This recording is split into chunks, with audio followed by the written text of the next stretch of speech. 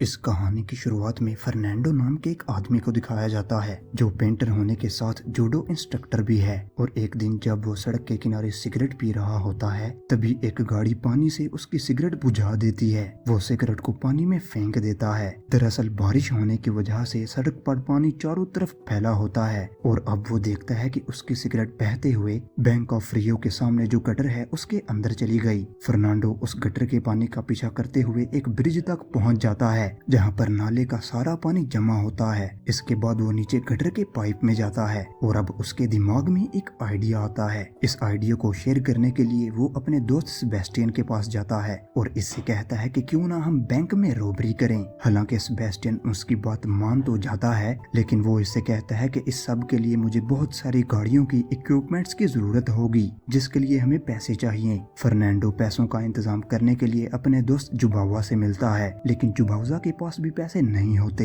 जुबावा उसे एक मारियो नाम के इंसान के बारे में बताता है जो कि पेशे से एक चोर है। और अब फर्नांडो मारियो के पास जाता है और उसे अपना पूरा प्लान बताता है और कहता है कि अगर हम चोरी में कामयाब हुए तो तुम्हें कभी भी चोरी करनी नहीं पड़ेगी। अब मारियो भी इनके प्लान में शामिल हो जाता है जिसके बाद वो बैंक के सामने अंडरग्राउंड नाले के अंदर जाते हैं और ये चेक करते हैं कि इन्हें कितनी लंबी सुरंग बनानी है। हालांकि ये पूरा मेजरमेंट ले लेते हैं लेकिन अब भी इन्हें पता है कि इनके सामने कई सारी चुनौतियां हैं। वापस आने के बाद फर्नांडो, मारियो और डिबाउजा आगे की प्लानिंग करते हैं। इन्हें ये भी पता चल गया होता है कि बैंक के अंदर मोशन सेंसर्स हैं, यानी कि कोई भी इंसान अगर रात को बैंक के अंदर मूव करता है तो मोशन सेंसर उसे डिटेक्ट कर लेंगे और पास के पुलिस स्टेशन में अलार्म बज जाएगा जिससे जल्द ही पुलिस यहाँ पर पहुँच जाएगी। लेकिन फर्नांडो बताता है कि मोशन सेंसर किसी इंसान की हीट को डिटेक्ट करता है, न कि किसी हलचल को। मेरे पास एक सूट है जिससे मोशन सेंसर हमारी बॉडी की हीट को डिटेक्ट नहीं कर पाएगा, पर सबसे बड़ी चुनौती हमारे सामने ये है कि बैंक के अंदर जाने के बाद हम लॉकर्स को कैसे खोलेंगे। अब अगले दिन ये बैंक के अंदर जाते हैं और वहाँ का मुआयना करना शुरू कर देते हैं। फर्नांडो जब बैंक के अंदर की फोटोज खींच रहा होता है तो वहाँ का सिक्योरिटी गार्ड इसे देख लेता है और अपने साथ नीचे बैंक की बेसमेंट में ले जाते हैं जहाँ पर फर्नांडो देखता है कि लॉकर्स कहाँ कहाँ पर हैं। वो बैंक के पूरे डिजाइन को देख लेता है और अब फर्नांडो के कैमरे की चेकिंग की जाती है लेकिन उसमें कुछ भी नहीं होता। दरअसल ये फर्नांडो का एक प्लान था। वो जानबूझकर सिक्योरिटी के सामने इस तरह से फोटोज खींच रहा था कि सिक्योरिटी इसे पकड़ ले और अब इन्हें कैमरा देने से पहले इसने मेमोरी कार्ड को निकाल लिया था। और अब फर्नांडो जब वापस जाता है तो वो अपने तीनों साथियों को बैंक के अंदर की फोटोज दिखाता है और इन्हें सारा प्लान समझाता है कि कैसे हम चोरी करेंगे। इन्हें अब पता है कि इन्हें कहां से सुरंग खोदनी है और साथ ही इन्हें ये भी पता होता है कि बैंक में जितने भी लोगों का पैसा है उन सब पैसों का इंश्योरेंस किया गया है, यानी कि नुकसान सिर्फ इंश्योरेंस कंपनी को ही होगा। और अब ये अपनी टीम में एक और आदमी को शामिल करते हैं जिसका नाम अल्बर्टो है। लेकिन अभी भी इनके सामने सबसे बड़ी चुनौती ये है कि बैंक के अंदर जाने के बाद ये लॉकर्स को कैसे खोलेंगे, क्योंकि बैंक के अंदर 400 लॉकर्स हैं। अगर वो एक मिनट में एक लॉकर को खोलते हैं तो इन्हें 400 लॉकर्स खोलने में 400 मिनट लग जाएंगे जो लगभग 7 घंटे बनते हैं और इतने ज्यादा वक्त के लिए ये बैंक के अंदर नहीं रह सकते। इसलिए ही मारियो तय करता है कि वो उसी बैंक की दूसरी ब्रांच में अपना लॉकर खुलवाएगा। अब अगले दिन वो इस बैंक की दूसरी ब्रांच में जाता है और वहाँ पर अपना लॉकर खुलवाता है और वो लॉकर के मैकेनिज्म को बहुत ध्यान से देखता है ताकि वो उसे पहचान सके कि उसे खोला कैसे जा सकता है। इसके बाद वो अपने साथियों के साथ एक वैन को भी चुराता है ताकि इसी वैन से वो चोरी के पैसों को लेकर भाग सकें। ये वैन लेकर अल्बर्टो के घर पर जाते हैं क्योंकि अल्बर्टो की ये जिम्मेदारी होती है कि वो यहाँ से सबको निकालेगा। पर तभी पुलिस इनके पास आ जाती है जो इनसे इंक्वायरी करने लगती है। पर इतने में अल्बर्टो अपनी पत्नी के साथ वहाँ पर आ जाता है और पुलिस से कहता है कि ये हमारे गेस्ट्स हैं, ये हमसे ही मिलने आए हैं। वहीं हम रात को देखते हैं जहाँ सब के सब नाले के अंदर मिलकर सुरंग बनाना शुरू कर देते हैं। दरअसल ये पिछले 2-3 दिनों से सुरंग बना रहे हैं और आज सुरंग बनाते बनाते इनकी ड्रिल मशीन टूट जाती है। मारियो कहता है कि मैं और पैसे नहीं लगा सकता, मैं पहले ही इस काम में बहुत पैसे लगा चुका हूँ। मारियो की बात सुनकर फर्नांडो परेशान हो जाता है। वो अपनी गर्लफ्रेंड के पास जाता है। रात को जब वो अपनी गर्लफ्रेंड के साथ तारों की छांव के नीचे होता है उसकी गर्लफ्रेंड कहती है कि आसमान में जो हम तारे देखते हैं दरअसल अब तक तो वो खत्म भी हो चुके होंगे क्योंकि उनकी रोशनी हम तक पहुंचने में करोड़ों साल लगते हैं। दरअसल वो अब आसमान में है ही नहीं, वो वहाँ से गायब हो चुके हैं। और अपनी गर्लफ्रेंड की बात सुनने के बाद फर्नांडो को एक आइडिया आता है। वो अपने सभी साथियों के पास जाता है और इन्हें बताता है कि मेरे पास एक नया प्लान है। हम दिन में बैंक में रोबरी करेंगे सबके सामने, और जब हम सारा पैसा निकाल लेंगे तो पुलिस बाहर खड़ी होगी। उन्हें लगेगा कि हम सामने से ही बाहर आएंगे, क्योंकि किसी को भी सुरंग के बारे में कुछ भी नहीं पता, पर हम सब के सब सुरंग से निकल जाएंगे। मारियो को और बाकी सब लोगों को इसका आइडिया बहुत पसंद आता है, क्योंकि दिन में ना तो मोशन सेंसर का खतरा होगा, क्योंकि वो मोशन सेंसर को दिन में एक्टिवेट नहीं करते। साथ ही बैंक की जो सिक्योरिटी होती है रात को एम्प्लॉयज के जाने के बाद बहुत ज्यादा होती है, जो कि दिन में कम रहती है। अब अगले दिन ये अपने प्लान के मुताबिक अपनी उंगलियों में ग्लू लगाते हैं, ताकि उंगलियों के निशान कहीं पर भी ना छूटें। और अब ये सब के सब बैंक रोबरी के लिए निकल पड़ते हैं। लेकिन इनका जो एक साथी जो सेबेस्टियन होता है, वो नीचे सुरंग का काम पूरा करने के लिए जाता है, और बाकी सब के सब बैंक के अंदर जाकर सभी एम्प्लॉयज को हॉस्टेज बना लेते हैं। और तभी सीसीटीवी कैमरे में एक सिक्योरिटी गार्ड देख लेता है कि बैंक में रोबरी हो रही है, इसीलिए ही वो पुलिस को कॉल कर देता है। अब जल्द ही पुलिस बैंक के बाहर आ जाती है, जहाँ पर फर्नांडो ने एक आदमी को हॉस्टेज बना लिया था। वो पुलिस वालों से कहता है कि अगर कोई भी बैंक के अंदर आया तो मेरे लोग अंदर सबको मार देंगे, और इसके बाद वो खुद बैंक के अंदर आ जाता है। अब यहाँ पर मारियो को ये पता होता है कि कौन से सिक्योरिटी गार्ड ने पुलिस को कॉल की थी, इसीलिए ही अब वो एक औरत को गन पॉइंट पर ले लेता है और इसे कहता है कि तुम्हें बाहर आना ही होगा। और इसके बाद सिक्योरिटी गार्ड को बाहर आना पड़ता है। मारियो उसकी गन छीन लेता है और उसे बाहर भेज देता है, क्योंकि वो इनके लिए खतरा बन सकता है। फर्नांडो एक रूम में जाता है और एक अलमीरा को हटाता है, और तभी उसे अलमीरा की दीवार के पीछे से सेबेस्टियन, जिसने सुरंग पूरी कर ली होती है,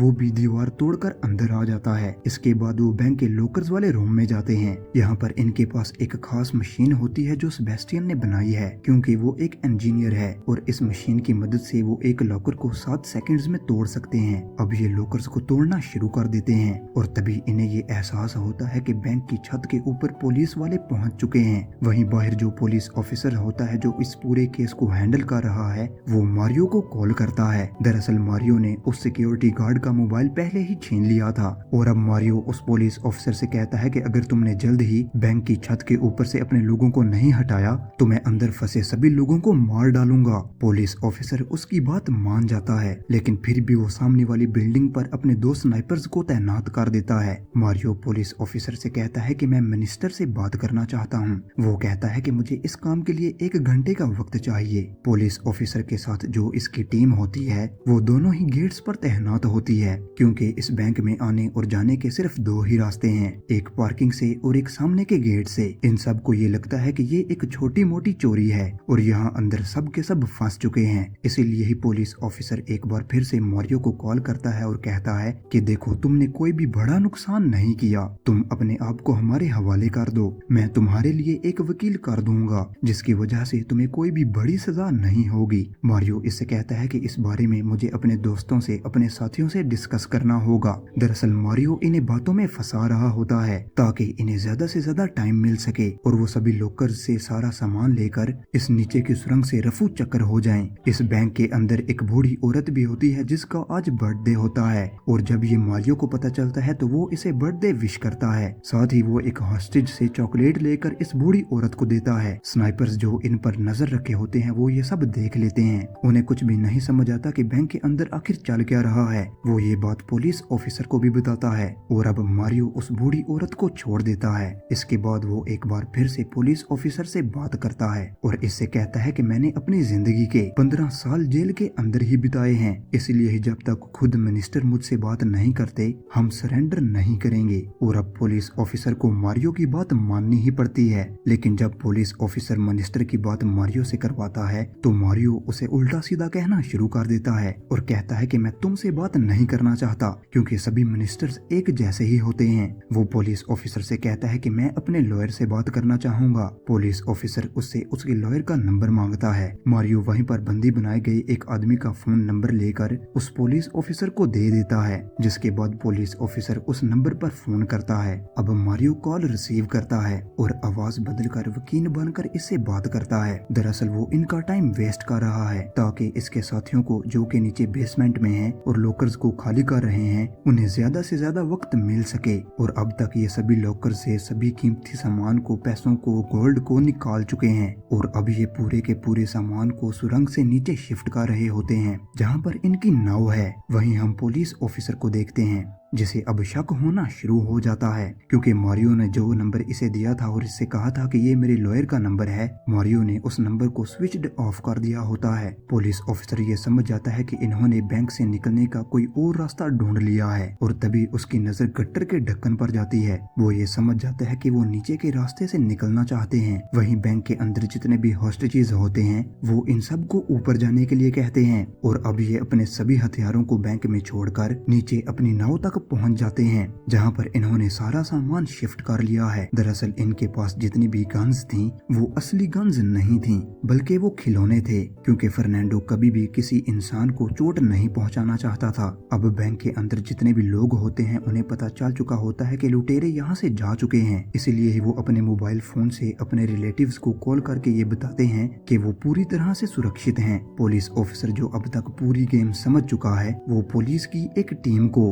गटर के उस हिस्से में भेजता है जहाँ से बाहर निकला जाता है और खुद वो अपनी एक टीम के साथ बैंक के अंदर चला जाता है। वहीं हम फर्नांडो और उसके साथियों को देखते हैं जो अपनी बोट पर अपनी नाव पर होते हैं। दरअसल इन्हें ये पता था कि पुलिस वालों को ये पता चल सकता है कि ये गटर के रास्ते से निकलने की कोशिश करेंगे, इसलिए ही पानी में इन्होंने एक छोटा सा डैम बना दिया था ताकि पानी का बहाव दूसरी दिशा में बहने लगे और ये अपनी नाव से दूसरी दिशा की तरफ निकल जाएं। ये सब इन्होंने बहुत ही खूबसूरती से कर लिया होता है। वहीं पुलिस ऑफिसर को वो सुरंग मिल जाती है जिससे ये सब के सब भागे थे। वहाँ पर उन्होंने एक बॉम्ब को भी रखा होता है पर पुलिस ऑफिसर को ये जल्द ही पता चल जाता है कि सारे हथियार और बॉम्ब वो नकली था। पर अब बहुत देर हो चुकी है क्योंकि वो सारा का सारा पैसा और सोना लेकर अल्बर्टो के घर पहुंच चुके हैं और इन्होंने उन गाड़ियों को भी जला दिया है जिनका इन्होंने इस्तेमाल किया था। इसके बाद ये रोबरी के सारे पैसों को सारे सामान को आपस में बांट लेते हैं और अब यहाँ पर कुछ महीने बीत जाते हैं और अब इन सब की जिंदगी बदल चुकी है और अब ये बहुत ही अमीर बन चुके हैं। लेकिन एक दिन फर्नांडो को ये पता चल जाता है कि उसके पति का किसी दूसरी लड़की से अफेयर है। इस बात से गुस्सा होकर वो पुलिस के पास चली जाती है और इन्हें बता देती है कि कुछ महीने पहले जो बैंक में रोबरी हुई थी उसमें मेरे पति भी शामिल थे। पुलिस उसके पति के साथ उसके सभी साथियों को पकड़ लेती है और अब इन्हें जेल हो चुकी है। पर क्योंकि इनके पास नकली हथियार थे और न ही इन्होंने किसी को नुकसान पहुंचाया था इसीलिए इन्हें बहुत लंबी सजा नहीं होती और 7 महीने बाद फर्नांडो को छोड़ दिया जाता है। उसे मारियो अपनी बहुत ही शानदार कार में लेने के लिए आता है। दरअसल फर्नांडो ने इसका भी प्लान पहले से ही बना रखा था, इसलिए ही जानबूझकर उसने नकली हथियारों का इस्तेमाल किया था ताकि इन्हें लंबी सजा न हो सके। साथ ही बैंक के लॉकर्स में लोगों का जितना भी सामान होता है बैंक के पास उसका कोई भी रिकॉर्ड नहीं होता, इसीलिए ही इन्होंने पहले ही अपने आधे पैसों को छुपा दिया था ताकि अगर ये पकड़े भी जाएं तो पुलिस को इनके पास पूरा पैसा ना मिले। हालांकि बैंक में $25 मिलियन और कई किलो सोने का क्लेम किया था लेकिन पुलिस को इनके पास $1.2 मिलियन और 8 किलो सोना मिला था, यानी कि बाकी का सोना और पैसा अब भी इनके पास ही है और अब साथ ही ये आजाद भी हो चुके हैं। और इसी के साथ ही ये सच्ची घटना पर आधारित ये कहानी यहीं पर ही खत्म हो जाती है। मैं उम्मीद करता हूँ कि आपको ये कहानी पसंद आई होगी और अगर आपको ये वीडियो अच्छी लगी तो इसे लाइक कर देना और चैनल को सब्सक्राइब कर देना और हम मिलते हैं अगली वीडियो में।